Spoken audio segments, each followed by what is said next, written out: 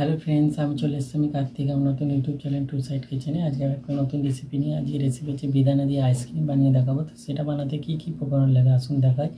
তার আগে একটা কথা বলে দিই, আমার চ্যানেলে যেসব ভিডিও ছাড়া আছে আপনাদের যদি ভালো লেগে থাকে অবশ্যই লাইক কমেন্ট শেয়ার করবেন আর বেশি বেশি করে শেয়ার করবেন।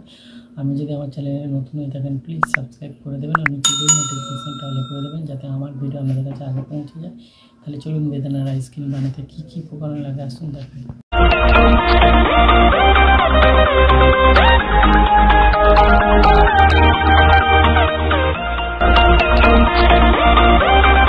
চলুন তাহলে বেদানা দিয়ে আইসক্রিম বানাতে কী কী উপকরণ লাগে দেখিয়ে দিই। তার আগে একটা কথা বলে দিই, ভিডিওটা প্রথম থেকে শেষ অবধি দেখার অনুরোধ রইল।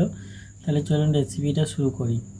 এখানে আমি একটা বড় সাইজ বেদানাকে ছাড়িয়ে নিয়েছি, ভালো করে নিয়ে ধুয়ে নিয়েছি। এখানে পরিমাণ মতো চিনি নিয়েছি, বিট লবণ নিয়েছি। তাহলে চলুন রেসিপিটা শুরু করি। বেদানাটাকে পেস্ট করবো বলে আমি মিক্সার গ্রাইন্ডারের মধ্যে বেদানাটা দিয়ে দেবো। বেদানাটা দিয়ে দিয়েছি, এর মধ্যে চিনি দিয়ে দেবো, বিট লবণ দিয়ে দেবো, পেস্ট করে নেব। পেস্ট করে নিয়েছি, এবার ছেঁকে নেব, ভালো করে ছেঁকে নেব।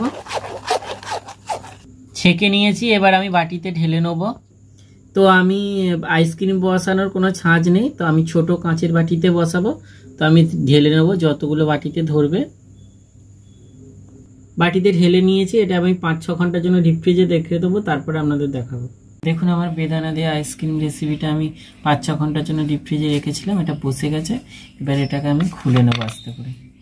দেখুন আমার বেদানা দিয়ে আইসক্রিম রেসিপিটা রেডি হয়ে গেছে।